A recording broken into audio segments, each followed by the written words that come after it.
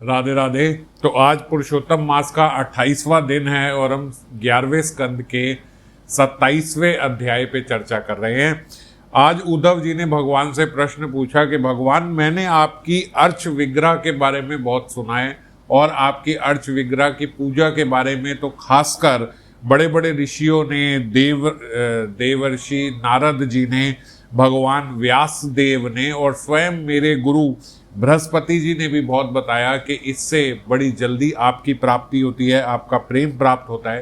तो आप मुझे कुछ अर्च विग्रह के बारे में बताएं कि किस विधि से ये अर्च विग्रह हम कर सकते हैं, कौन कौन इसका अर्च विग्रह को कर सकते हैं, क्या उसके लिए जीव के भीतर क्या ऐसी बात होनी चाहिए कि वो अर्च विग्रह की पूजा कर सके, क्या उसके मेरिट्स हैं कि वो ये कर सके। ये आप मुझे ज़रा डिटेल में एक बार बताइए, क्योंकि मैं ये जानता हूं कि ये मनुष्य के लिए परम कल्याणकारी है विग्रह सेवा, जो हम पहले भी चर्चा करते रहे हैं कि हर भक्त के घर में भगवान के विग्रह जरूर होने चाहिए। तो आज उसी पे उद्धव जी ने भगवान से प्रश्न किया और इसको क्रिया योग कह के उन्होंने पुकारा कि जैसे अभी तक हमने ज्ञान योग के बारे में पढ़ा, भक्ति योग के बारे में पढ़ा, कर्म योग के बारे में पढ़ा, ऐसे ही अर्च विग्रह की सेवा को उद्धव जी ने कहा ये क्रिया योग जो है इसके बारे में मुझे बताएं और कौन कौन कर सकते हैं, कैसे करना चाहिए और क्या इसका फ़ायदा है, क्या करना चाहिए, नहीं करना चाहिए, ये सब आप मुझे बताएं। क्योंकि मुझे ये मालूम है कि ये सबसे पहले इस क्रिया योग के बारे में आपने ही अपने मुखारबिंद से बोला है और फिर ब्रह्मा जी ने जो आपसे सुना वो ब्रह्मा जी ने अपने पुत्रों को, जिसमें भृगु आदि थे ऋषि, उन लोगों को बताया।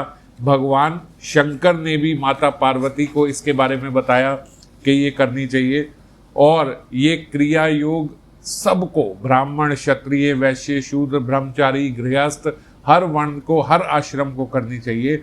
और मैं तो ऐसा समझता हूँ, उद्धव जी ने कहा, कि स्त्री और शूद्र आदि तक के लिए ये सबसे सर्वश्रेष्ठ साधन है। तो इतना सर्वश्रेष्ठ साधन है तो आप मुझे बताइए कि क्या ये बात सही है और इसे कैसे करना चाहिए। तो भगवान ने उद्धव को बताया, देखो उद्धव, ये बात बिल्कुल सही है, बड़ी शीघ्रता से ये अर्च विग्रह की पूजा करके, अर्च विग्रह को मेरा ही एक स्वरूप जान के पूजा करने से जीव इस परमार्थिक पथ पर बड़ी तेजी से प्रगति करता है। ये एक बड़ा असेंशियल पार्ट है और ये 3 विधियों से होता है, वैदिक से, तांत्रिक से और मिश्रित से। तांत्रिक से वो तांत्रिक वाली पूजा ना समझे आप, तांत्रिक का अर्थ यहाँ पे वैदिक पूजा का मतलब है जिसमें चारों वेदों के मंत्रों द्वारा की जाती है अर्च विग्रह की सेवा। तांत्रिक होती है जिसमें पंचतंत्र और या गौतमीय तंत्र एक जो शास्त्र है उनके मंत्रों द्वारा की जाती है।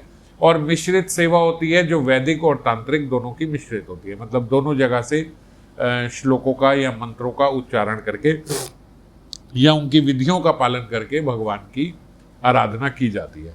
तो सबसे सर्वप्रथम तो भगवान ने बताया कि सबसे पहले अर्च विग्रह की सेवा करने के लिए कम से कम जीव को दीक्षित होना चाहिए। दीक्षित मतलब वो एक वैष्णव गुरु के संरक्षण में रह के उनसे हरि नाम लिया हो, उनसे बीज मंत्र लिया हो, उनसे संरक्षण में रह के उसे ये अर्च विग्रह की पूजा करनी चाहिए।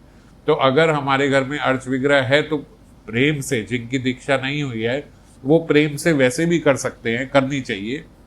लेकिन ये मैं अंत में थोड़ा और बताऊंगा, पर विधि पूर्वक अगर करनी हो तो उसको दीक्षा लेनी जरूरी है, अपने गुरु से बीज मंत्र और हरि नाम इत्यादि लेना जरूरी है। क्योंकि सबसे ज़्यादा भगवान प्रसन्न होते हैं तो जीव के भावों से ही होते हैं। तो इसलिए भावों की उद्गमता तो किसी भी जीव के अंदर पूर्व जन्म के संस्कारों वश शुरू से भी आ सकती है, पर अगर वो सही मंत्रों से, गुरु के द्वारा प्रदत्त मंत्रों से या गुरु के द्वारा प्रदत्त जो विग्रह है उनको ग्रहण करता है तो और शीघ्रता से वो उसमें सफलता प्राप्त करता है, मतलब प्रेम प्राप्त करता है। इसमें सफलता मतलब प्रेम प्राप्त करना ही है अर्च विग्रह की सेवा में।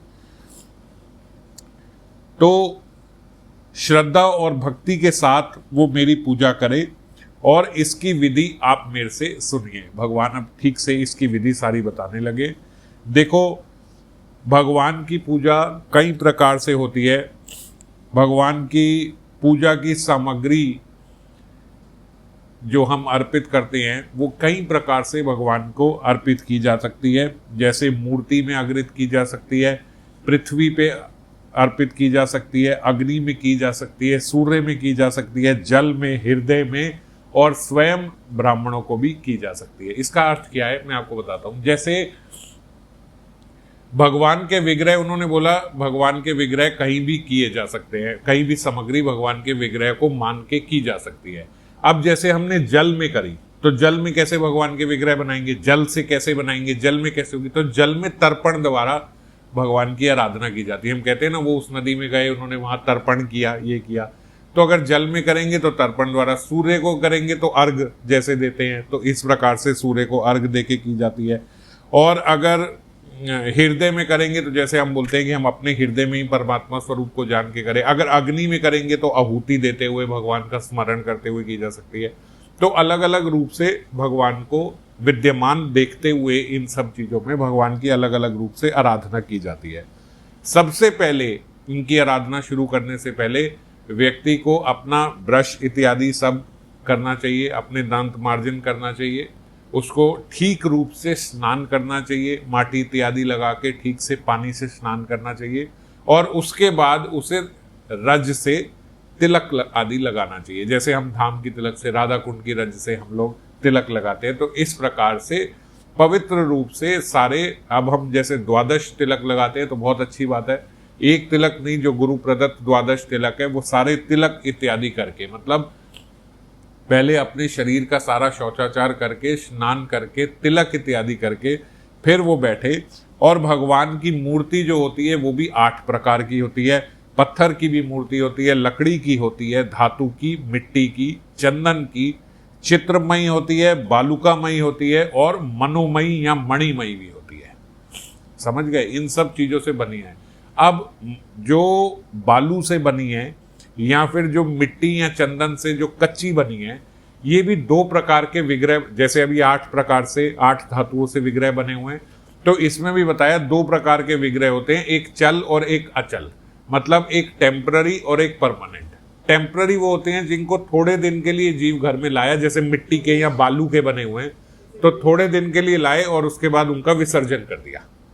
तो बस थोड़े दिन के लिए किसी एक पर्पस के लिए वो पूजा अर्चना की जाती है। जैसे जीव चंदन का विग्रह लाया, तो चंदन के इसीलिए बनते हैं कि उसका फिर विसर्जन कर दे तो वो पानी में सारा चंदन घुल जाएगा, जल में वो विसर्जन किया जा सके। और इनका अपनी इच्छा पूर्ति के लिए ही इस प्रकार से जो चल विग्रह है उनको लाया जाता है। जैसे थोड़े समय के लिए लाए और अपनी किसी इच्छा पूर्ति के लिए, जैसे बताया जाता है कर्मकांड इत्यादि में, ये कि इस दिन को आप लाइए, इतने दिन के लिए लाइए और इतने मंत्रों से पूजा कीजिए, ये कीजिए और फिर उनका विसर्जन कर दीजिए। पर जो भक्त होते हैं उनके लिए ऐसा बताया गया कि वो अचल प्रतिमा को ही लेके आते हैं और वो उनका विसर्जन कभी नहीं करते, ना कभी करना चाहिए। वो अचल विग्रह मतलब परमानेंट, जो वो लेके आए वो ठाकुर जी हैं हमारे, वो साक्षात उसमें जब प्राण प्रतिष्ठा होती है तो साक्षात उसमें भगवत स्वरूप आते हैं।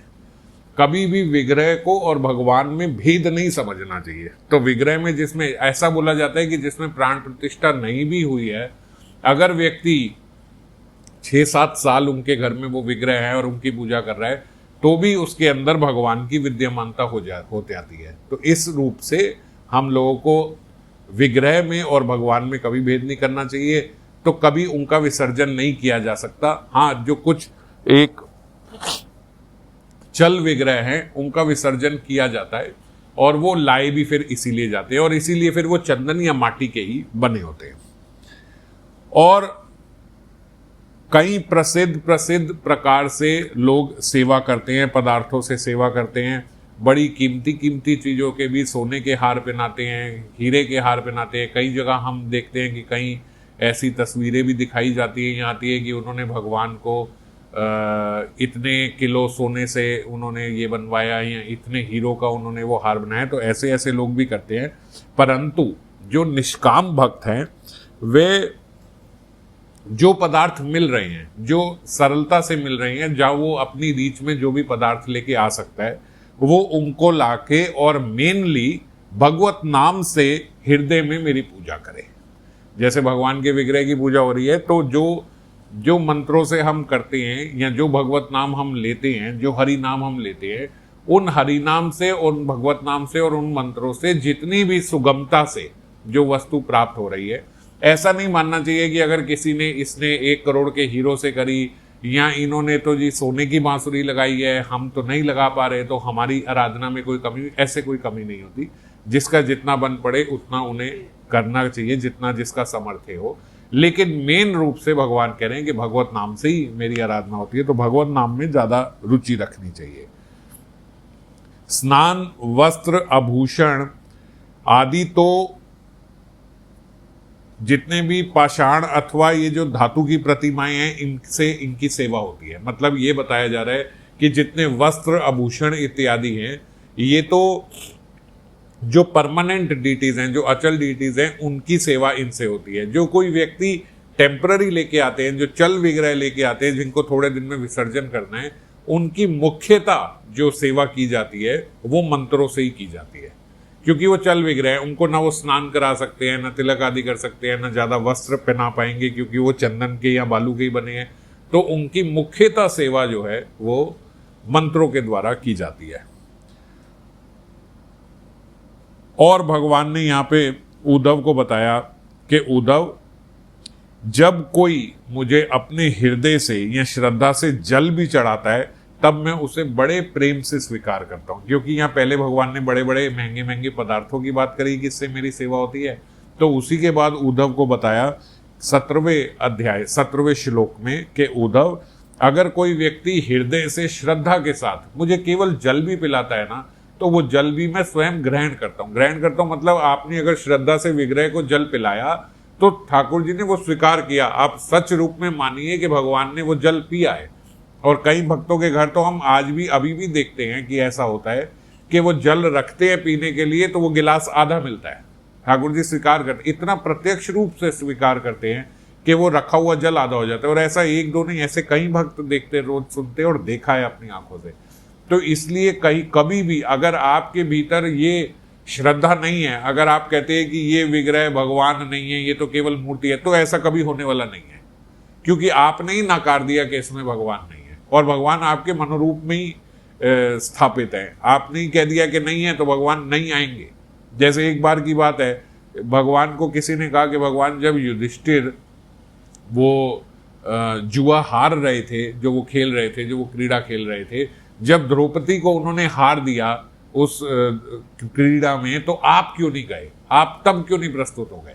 जब द्रौपदी को बचाने के लिए आप पहुंच गए, वस्त्र रूप में आपने अवतार ले लिया, तो जब आप उसके चीर हरण के समय पहुंच गए तो पहले उसे हारने ही ना देते। आप उस द्युत क्रीड़ा में क्यों नहीं पहुंचे? उस जुआ घर में आप क्यों नहीं पहुंच गए? तो उन्होंने बताया कि मैं पहुंच जाता, मुझे मेरे ख्याल जहां तक है, ये उद्धव ने ही भगवान से प्रश्न पूछा था। तो उद्धव को उन्होंने, भगवान ने बोला, उद्धव मैं वहां भी पहुंच जाता, यदि युधिष्ठिर ने मुझे मनोमन ये ना बोला होता कि कहीं ये बात कृष्ण को पता ना लग जाए। जब वो द्युत क्रीड़ा खेलने जा रहे थे तो वो जानते थे कि ये सही नहीं है, पर क्योंकि उनका प्रस्ताव था इसलिए उन्हें जाना पड़ा खेलने। तो उस समय उन्होंने मनोमन ये सोचा कि कहीं कृष्ण को पता ना लग जाए कि हम यहाँ जाके जुआ खेल, अगर उन्हें पता लग गया तो उन्हें बहुत बुरा लगेगा। तो बोले क्योंकि मेरे भक्त ने ये सोच लिया कि मुझे पता ना लगे, इसीलिए मैं वहां पहुंच नहीं पाया, क्योंकि वो कहते थे कि वो यहाँ आए ना। आप समझ गए? और इसीलिए मैं कह रहा हूं, मन से बड़ी श्रद्धा से बहुत बड़ी सेवा होती है। किसी ने मन से ही सोच लिया कि नहीं है, ये विग्रह नहीं है, कहाँ विग्रह है। हम लोग ऐसे ही ह्यूमिलिटी में भी कई बार बोलते थे, अरे नहीं नहीं ये कहाँ, ऐसे कभी नहीं बोलना चाहिए। विग्रह साक्षात भगवान का स्वरूप है।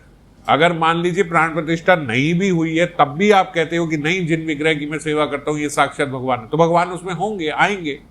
अरे हमने तो पीछे अभी पढ़ा है कि ये सारी सृष्टि भगवान की बनी हुई है, ये सारी प्रकृति, सारे पुरुष सब भगवान ही है। तो विग्रह कोई अलग चीज है जिसमें भगवान नहीं होंगे। आप जितना भी चीजें इस्तेमाल करें, ये सब भगवान ही की एक एनर्जी है। तो विग्रह रूप में तो साक्षात जो भगवान का स्वरूप बना दिया, उस स्वरूप में भगवान आ गए। तो इसलिए श्रद्धा से माने कि ये भगवान है। और इस प्रकार से अगर कोई जल भी अर्पण करता है तो ठाकुर जी बता रहे हैं मैं ग्रहण करता हूं। जो कोई सामग्री निवेदन करता है तो भी मैं उसको संतुष्ट होके पाता हूं, परंतु अगर कोई अभक्त मुझे बड़ी से बड़ी, महंगी से महंगी चीज भी लाके दे, मैं तब भी उससे संतुष्ट नहीं होता। आप जानते हो कि विदुर के घर में भगवान ने केले के छिलके भी खाए थे।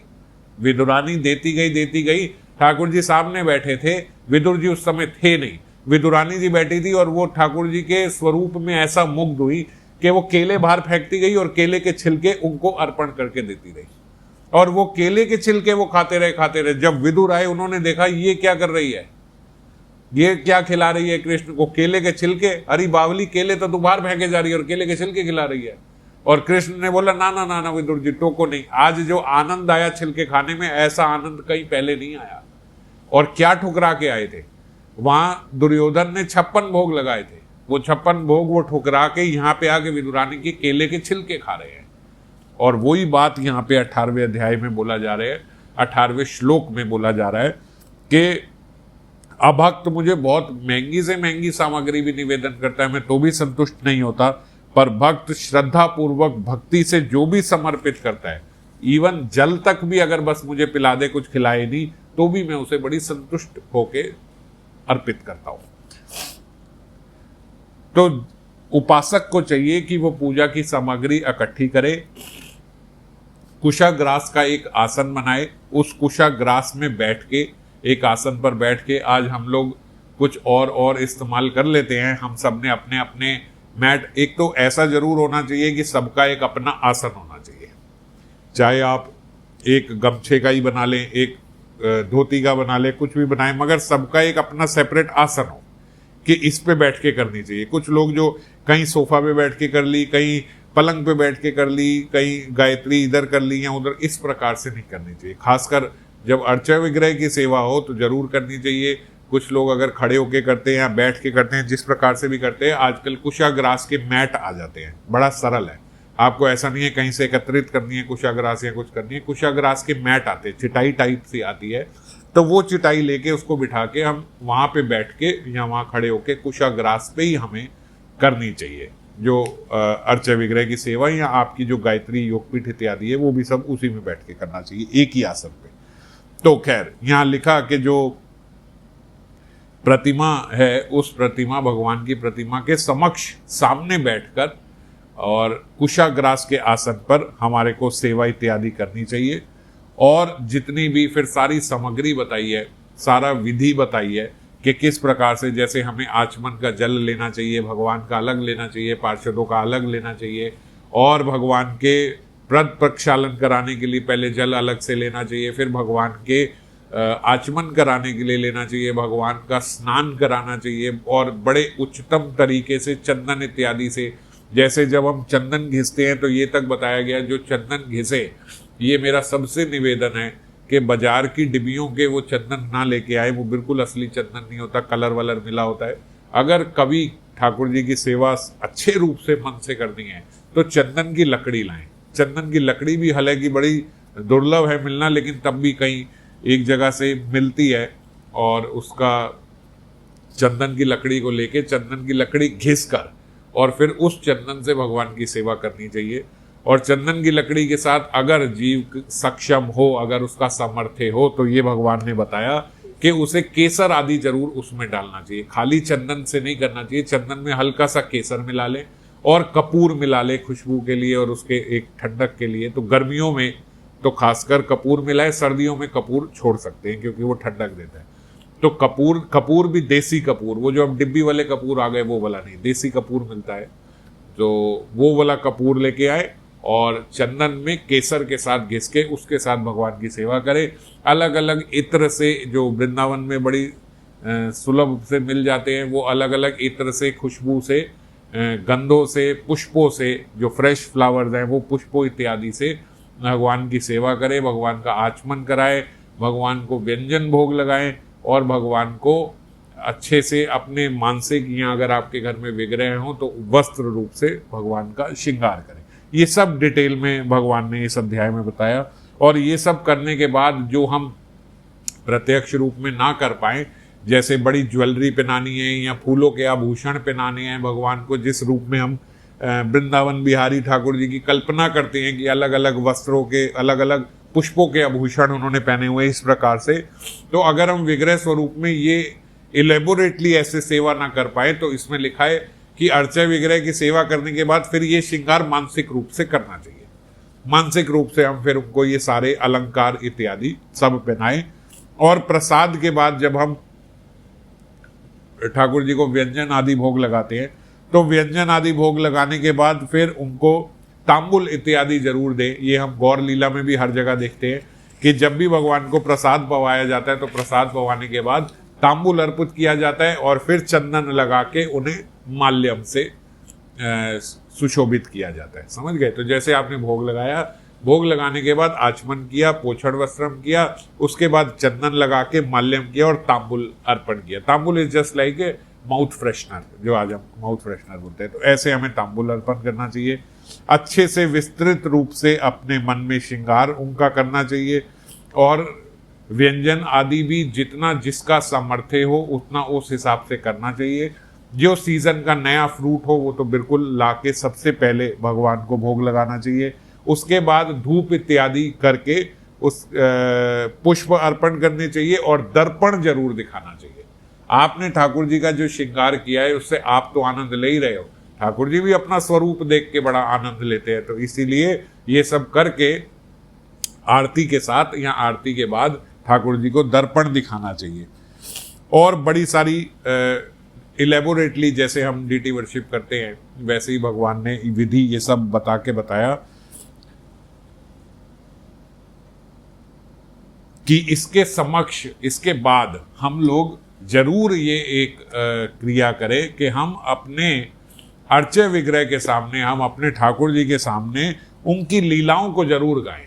कोई ना कोई, जैसे भक्तों को मैं देखता हूं कि कई लोग रोज भक्तमाल लेके ठाकुर जी को सुनाते हैं, कई लोग विलाप कुसुमांजलि रोज ठाकुर जी को सुनाते हैं, कई लोग राधा रस सुधा निधि का रोज एक श्लोक ठाकुर जी को सुनाते हैं। अब आज हम भी जो ये कथा कर रहे हैं तो ये एक नियम ही है कि जब कथा करनी है तो ठाकुर जी के समक्ष ही करनी है, वहीं बैठ के करनी है। वो भी आनंद लेते हैं अपनी कथाओं का। तो इसीलिए अब जैसे मैं ऐसे लेता हूं तो मैं सबसे पहले ये सोचता हूं कि मैं गिरिराज जी को सुना रहा हूं, मैं अपने ठाकुर जी को सुना रहा हूं, उनके लिए ये कथा हो रही। और कोई सुने नहीं सुने, ये केवल उनकी प्रसन्नता के लिए, उन्होंने जो सेवा दी, उन्होंने जो सेवा सुझाई, वो केवल उनके लिए। तो उनकी लीला उनको सुनाना उनको बड़ा आनंद देती है। ऐसे ना सोचे कि अरे ये तो उन्हीं की है, वो अपनी लीला सुन के बड़ा आनंद लेते हैं। क्योंकि कभी भी भगवान की कोई लीला, अब आप देखो 11वें स्कंद में केवल तत्व ही तत्व है, लेकिन तब भी भगवान की कोई लीला भगवान के भक्तों के बिना नहीं होती, भक्तों के बिना अधूरी है। तो भक्त आएंगे ही आएंगे। कितने सारे भक्त आए भगवान की जब हमने ये कथा करी तो भगवान ने बताई, ये मैं तुम्हें उसके माध्यम से सुनाता हूँ, ये उन्होंने सुनाई थी, ये उन्होंने सुनाई थी। और अपने अलग अलग भक्तों के, जैसे अभी कल हमने उनकी पहले हमने अवंती ब्राह्मण की सुनी, कल हमने पुरुरव की कथा सुनी। तो ऐसे बड़े सारे भक्तों की, नव योगेंद्र ने जो संवाद सुनाया, राजा निमि ने जो सुना, वो सारे अलग अलग भक्तों के संवाद के साथ आएंगे। तो इसका बड़ा आनंद लेते हैं। तो कुछ नहीं हो तो भी अपने घर में बैठ के, नहीं तो जो आप कथा कोई सुनते हो तो वो भी ठाकुर जी के समक्ष बैठ के सुन सकते हैं। ऐसा भी कर सकते हैं कि हमने स्पीकर में लगाया और ठाकुर जी के समक्ष बैठ के वो कथा सुनी। अगर हम खुद नहीं कर रहे, खुद नहीं पढ़ रहे, तो कम से कम ये करें कि जो हम कथा सुन रहे हैं, नहीं तो थोड़ा सा कीर्तन भी जरूर भगवान के आगे करना चाहिए, या प्ले करके लगा दे कि कीर्तन भी कुछ भगवान के समक्ष चलता रहे। और खुद करे तो बड़ी अच्छी बात है, अगर हम थोड़ा खुद करें तो भगवान ने तो ये भी कहा कि अब मेरी लीलाओं का गान करे, और अगर हो सके तो मेरी लीलाओं का चाहे अभिनय भी करे। जो छोटा सा नाटक टाइप होता है, ऐसे मेरी लीलाओं का अभिनय भी मेरे सामने करे और लीलाएं कथा खुद सुने और दूसरों को भी सुनावे। तो इस प्रकार से जैसे हम ठाकुर जी के समक्ष पढ़ रहे हैं तो अपने परिवारजन के बैठ जाए, साथ में 2-4 लोग बैठ जाए, वो उनको भी सुनाए और बाकी सारे परिवारजनों को भी सुनाए। और कुछ समय तक, देखो कितना स्पष्ट रूप से ये 44वें श्लोक में लिखा गया है, कुछ समय तक संसार और उसके रगड़ों झगड़ों को भूलकर मुझ में तन्मय हो जाए।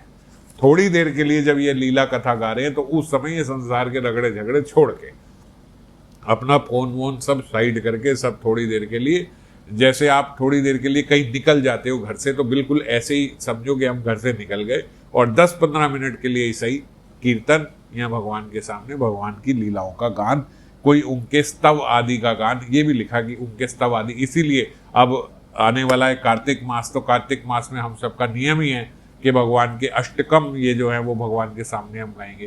तो इस रूप से भगवान की स्तुति करनी चाहिए। कितना डिटेल में देखो भगवान समझा रहे हैं कि और इसके बाद ऐसा भी करो कि मेरे चरण पकड़ लो, मेरे दोनों चरण पकड़ लो, अपना माथा मेरे चरणों में रख दो और चरणों में रख के बोलो भगवान इस संसार सागर में मैं डूब रहा हूं, मृत्यु रूप मगर ने मेरा पीछा पकड़ लिया है, मेरे को पकड़ लिया है कस के, इसलिए मैं डर कर आपकी शरण में आया हूं, प्रभु आप मेरी रक्षा कीजिए। ये भगवान बोल रहे हैं, ये भगवान बोल रहे हैं। इस प्रकार भक्त मेरी स्तुति करता है और करनी चाहिए कि आके आ जाए। इसका कहने का तात्पर्य कि ये नहीं कि भाई आप भगवान मेरा ये जो एक नौकरी है ये लगवा दो, भगवान आप मेरे बच्चे का ये एडमिशन करवा दो, भगवान ये मेरा प्रॉपर्टी का झगड़ा है ये मेरा केस सॉल्व करा दो, ये नहीं।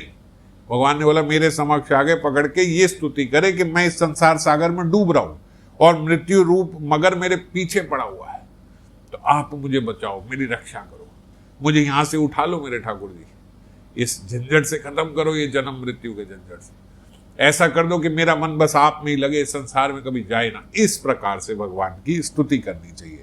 और यदि शक्ति हो, यदि मतलब सामर्थ्य हो, तो उपासक सुंदर और सुदृढ़ मंदिर बनवाए। अपने घर में भी प्रयास करें कि हम भगवान का छोटा सा बढ़िया सा या बड़ा सा जैसा भी सामर्थ्य हो एक अच्छा सा सुंदर सा मंदिर बनवाए। और नहीं तो कहीं आगे इत्यादि कहीं आप देखते हो कि वहां मंदिर बन रहा हो, वहां जरूरत हो, वहां मंदिर की व्यवस्था करें, बाग बगीचे फूलों की व्यवस्था करें ठाकुर जी के लिए। इस प्रकार से जितना सक्षम हो सके उतना, नहीं तो भगवान के उत्सवों में जो जो लोग कहीं कितने प्रकार से मंदिरों में सहयोग करना चाहिए कि भगवान के उत्सव जोर शोर से मचे। आज बड़ा उल्टा विकट समय आ गया कि आज लोग सुनते हैं कि मंदिर बनवाने जा रहे हैं, या मंदिर बनवाने में यहाँ 10 लाख दिया है, 5 लाख दिया, 1 लाख या 10,000 या 1,000 भी दिया, तो लोग बोलते हैं ये क्या आपने वहां पे मंदिर में दे दिया, आपको चाहिए था कि वहां जाके भूखों को खाना खिलाओ, जो बाहर बैठे हैं इनको खाना। तो मुझे ये नहीं समझ में आती। आपकी बात ठीक है, जो भूखे हैं उनको खाना खिलाना चाहिए, पर आप एक बात बताओ, ये भूखों को खाना खिलाना चाहिए ये तब क्यों नहीं बोला जाता जब जीव रेस्टोरेंट में जाके 10-10 हजार रुपए की शराब पीता है? ये तब क्यों नहीं बोला जाता जब सारे लोग रोज क्लब जाते हैं और रोज वहां पे 10-10, 11-11, 20-20 हजार रुपए का बिल बनाते हैं?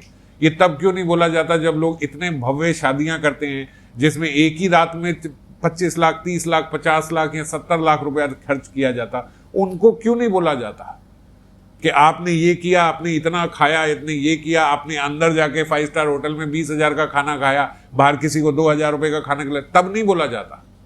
जब कोई मंदिर के लिए देता है तो उसे बोला जाता है कि मंदिर की बिल्डिंग के लिए क्या देना है, इसके लिए तो 1000 लोग देने वाले, आप बाहर किसी भूखे को खाना खिलाओ। अरे तब क्यों बोलते हो? ये नारे आपको रेस्टोरेंट में लगाने चाहिए जहां लोग मांस खा रहे हैं, जहां मदिरा पी रहे हैं, 20-20, 25-25 हजार, अपनी भी सेहत खराब कर रहे हैं, अपने कर्म खराब कर रहे हैं और दूसरे को 1 रुपया नहीं देना चाहते।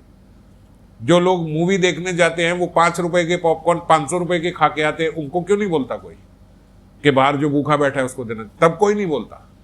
ये तब बोलते हैं जब मंदिर के लिए दिया जाता है। तो खैर मैं इसमें बहुत ज्यादा भी जाना नहीं चाहता, लेकिन ठाकुर जी ने यहाँ पे बोला कि इस प्रकार से मंदिर बनाने के लिए, मंदिर के उत्सवों के लिए और भगवान के फूलों का अरेंजमेंट करने के लिए किसी भी प्रकार से उपयुक्त रूप से जिसकी जितनी शक्ति हो, जिसका जितना सामर्थ्य हो, उसको उतनी सेवा करनी चाहिए। और नहीं तो मूर्ति की प्रतिष्ठा करके अपने घर में ही विग्रह रूप को स्थापित करके उनकी बड़ी अच्छी से सेवा करनी चाहिए। और जो व्यक्ति ऐसे मूर्ति की प्रतिष्ठा करने से करता है या करवाता है, उसको, उस व्यक्ति को बोला गया कि इस पृथ्वी का एक छत्र राज प्राप्त होता है। जो व्यक्ति ऐसे काम करता है, जो मंदिर निर्माण में सहायता करता है, उसको त्रिलोकी का राज्य मिल जाता है। और जो पूजा आदि की व्यवस्था करता है उसको ब्रह्मलोक में जाके अगला जन्म मिलता है। लेकिन उद्धव, ये सब तो मिलता है, पर जो निष्काम भाव से मेरी पूजा करता है वे मेरी भक्ति प्राप्त करता है। अब देखो ऊपर कहीं किसी में भक्ति नहीं लिखा।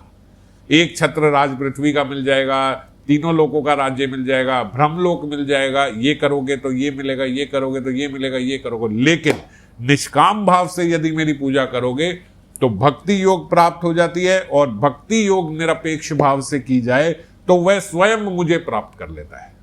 और फिर जिन लीलाओं के गान की हम बात करें, उस लीला का ही वो करेक्टर बन जाता है, अगर निष्काम भाव से व्यक्ति भक्ति कर रहा है तो अपनी दी हुई या दूसरे की दी हुई जो ब्राह्मण की या किसी वैष्णव की जीविका को हरता है।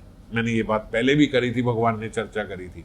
किसी ने कोई दान दिया, आपने उसमें बस ये देने की क्या जरूरत थी, इतना करने की क्या जरूरत थी, या फिर आपने किसी अपने दुष्कर्म से किसी वैष्णव की जीविका हर ली या किसी वैष्णव को निरुत्साहित किया उसको ये करने के लिए, तो भगवान बोल रहे हैं ऐसा पातकी जो है वो करोड़ों वर्षों तक, अगले करोड़ों वर्षों तक मल का कीड़ा बन के अपना जीवन व्यतीत करता है, विष्ठा का कीड़ा बनता है अगले करोड़ों वर्षों तक।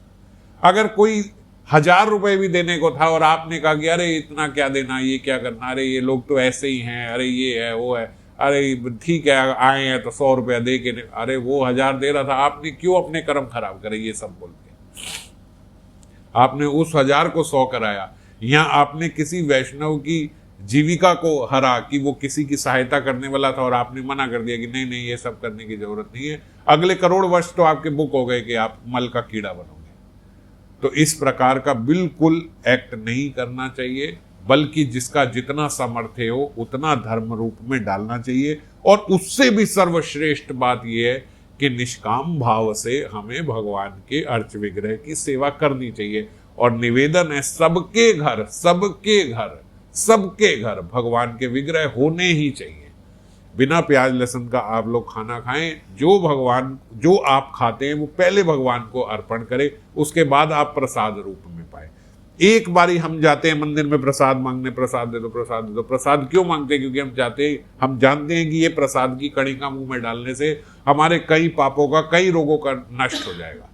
तो जो वैष्णव रोज भगवान को भोग लगा के प्रसाद पाते हैं, आप सोचिए उनके साथ भगवान क्या लीला नहीं करते होंगे। तो इसीलिए भगवान के यहाँ पे इस अध्याय में भगवान ने बताया कि अर्च विग्रह की पूजा जरूर होनी चाहिए और ठीक प्रकार से उनकी अपनी सामर्थ्य और शक्ति द्वारा सेवा होनी चाहिए।